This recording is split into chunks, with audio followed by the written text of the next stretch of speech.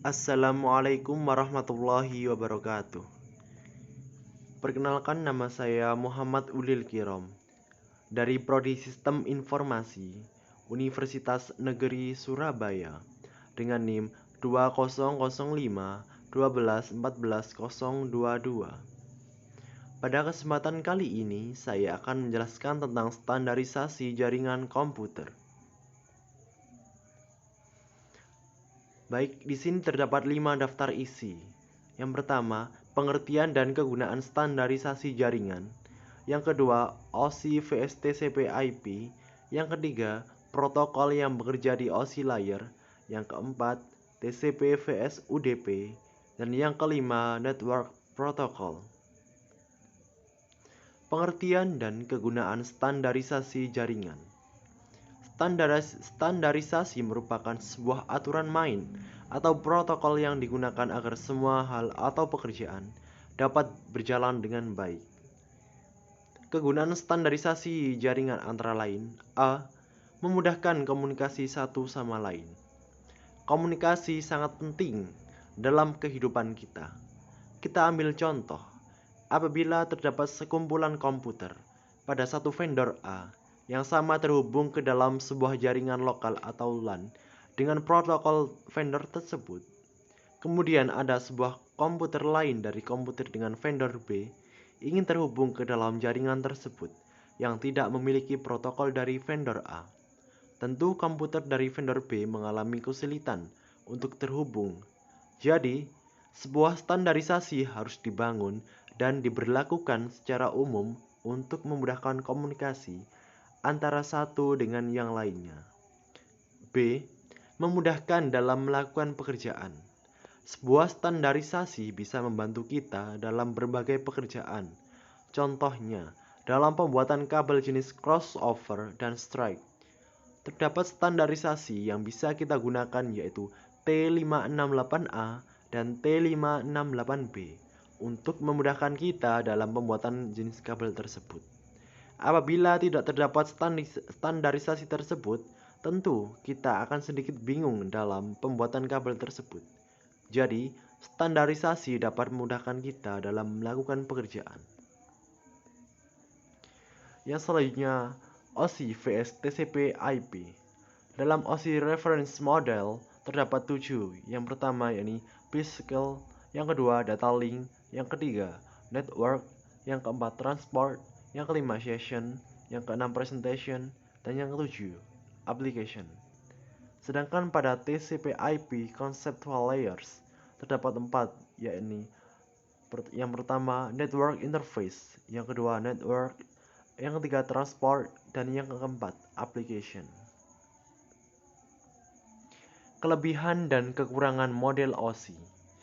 Kelebihan model OSI: yang pertama, membantu untuk menstandarisasi router, switch, motherboard, dan perangkat keras lainnya.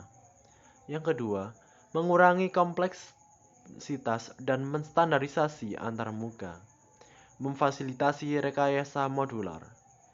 Yang ketiga, membantu memastikan teknologi yang dapat dioperasikan. Yang keempat, membantu mempercepat evolusi protokol, dapat diganti dengan protokol baru ketika teknologi berubah. Yang kelima, memberikan dukungan untuk layanan berorientasi koneksi serta layanan tanpa koneksi. Yang keenam, model standar dalam jaringan komputer. Yang ketujuh, mendukung layanan connectionless dan connection oriented. Dan yang kedelapan, menawarkan fleksibilitas untuk beradaptasi dengan berbagai jenis protokol. Kekurangan model OSI: 1. Hanya dapat menggunakannya sebagai model referensi. Yang kedua, tidak mendefinisikan protokol tertentu. Yang ketiga, dalam model lapisan jaringan OSI, beberapa layanan diduplikasi di banyak lapisan seperti lapisan transport dan data link. Yang keempat, lapisan tidak dapat bekerja secara paralel karena setiap lapisan harus menunggu untuk mendapatkan data dari lapisan sebelumnya. Kelebihan dan kekurangan model TCP/IP. Kelebihan model TCP/IP: 1. membantu untuk membuat atau mengatur koneksi antar berbagai jenis komputer. Yang kedua, beroperasi secara independen dari sistem operasi. Yang ketiga, mendukung banyak protokol routing. Yang keempat, memungkinkan internet working antara organisasi. Yang kelima, model TCP/IP memiliki arsitektur client server yang sangat scalable. Yang keenam, dapat dioperasikan secara mandiri. Yang ketujuh, mendukung beberapa protokol routing. Dan yang kedelapan, dapat digunakan untuk membuat koneksi antar dua komputer. Kekurangan model TCP/IP. 1. TCP/IP adalah model yang rumit untuk diatur dan dikelola. 2. Dangkal atau overhead TCP/IP lebih tinggi dari IPX atau Internet Work Packet Exchange. Yang ketiga, dalam hal ini, model lapisan transport tidak menjamin pengiriman paket. Yang kelima, mengganti protokol di TCP/IP tidaklah mudah. Kemudian, tidak memiliki pemisahan yang jelas dari layanan antarmuka dan protokolnya. Protokol-protokol yang bekerja di OSI layer. 1. HTTP atau Hypertext Transport Protocol. Protokol yang dipergunakan untuk mentransfer dokumen dan web dalam sebuah web browser melalui www. HTTP juga merupakan protokol yang meminta dan menjawab antar klien dan server. Yang kedua adalah FTP atau File Transfer Protocol. Protokol internet yang berjalan dalam layar aplikasi yang merupakan standar untuk mentransfer file komputer antar mesin dalam sebuah jaringan internet. Yang ketiga, NFS atau Network File System, yaitu jaringan protokol yang memungkinkan pengguna di klien komputer untuk mengakses file melalui jaringan dengan cara yang sama dengan bagaimana penyimpanan lokal yang diaksesnya. Yang keempat, DNS atau Domain Name System. Protokol yang digunakan untuk memberikan suatu nama domain pada sebuah alamat IP agar lebih mudah diingat. Yang kelima, POP3 atau Post Office Protocol, yaitu protokol yang digunakan untuk mengambil mail dari suatu mail transfer agent yang akhirnya mail tersebut akan di-download dalam jaringan lokal. Yang keenam, MEMA atau Multi-Purpose Internet Mail Action. Protokol yang digunakan untuk mengirim file binary dalam bentuk teks. Yang ketujuh, SMB atau Server Message Block. Protokol yang digunakan untuk mentransfer server file ke DOS dan Windows. Yang kedelapan, NNTP atau Network News Transfer Protocol. Protokol yang digunakan untuk menerima dan mengirim news group. Yang kesembilan, DHCP atau Dynamic Configuration Protocol, yaitu layanan yang memberikan nomor IP kepada komputer yang memintanya secara otomatis. Baik, sekarang kita lanjut ke TCP vs UDP. TCP meliputi Secure Connection Oriented Slow Coherent Transmission used by critical application, packet reorder mechanism, flow control, error checking,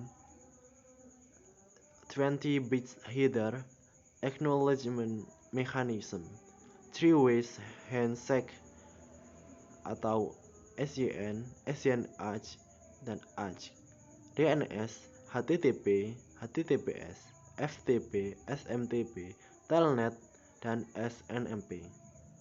Untuk UDP meliputi Unsecure, Connectionless, Fast, No Guarantee, Used by Real-Time Application, No Reorder Mechanism, No Flow Control, No Error Checking, Have 8 bits reader, No Acknowledgement, No Hexen, DNS, DHCP, TFTP, SNMP, RIP, dan VoIP.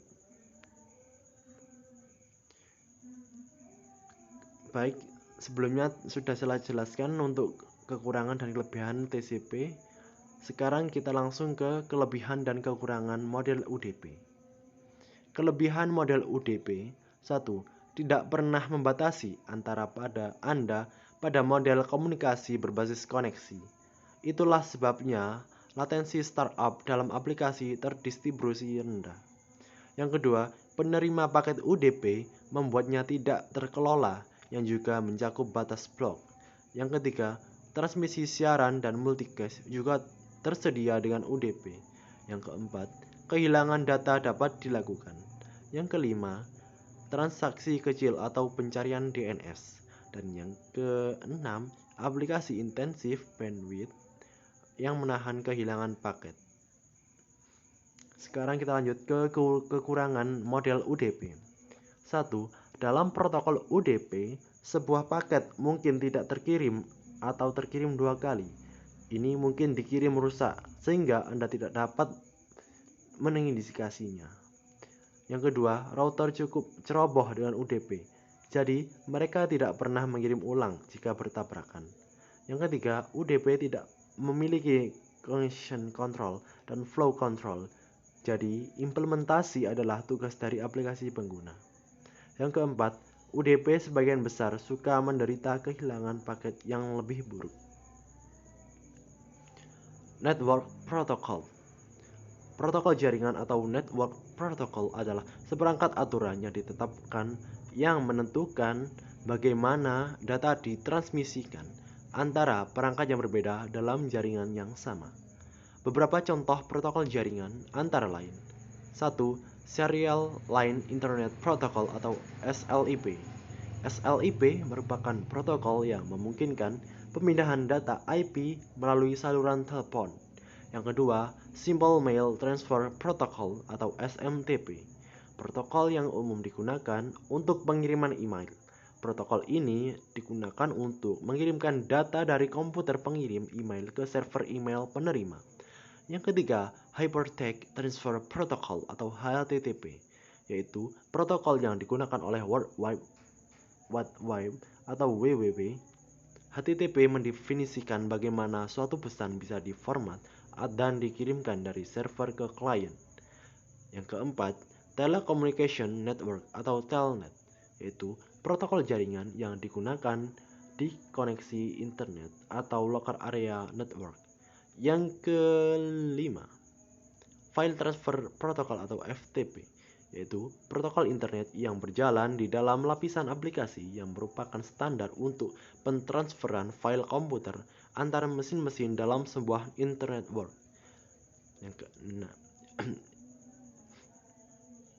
Yang keenam, Lightweight Directory Access Protocol atau LDAP, yaitu protokol perangkat lunak untuk memungkinkan semua orang mencari resource organisasi, perorangan, dan lainnya, seperti file atau printer di dalam jaringan baik di internet ataupun intranet. Yang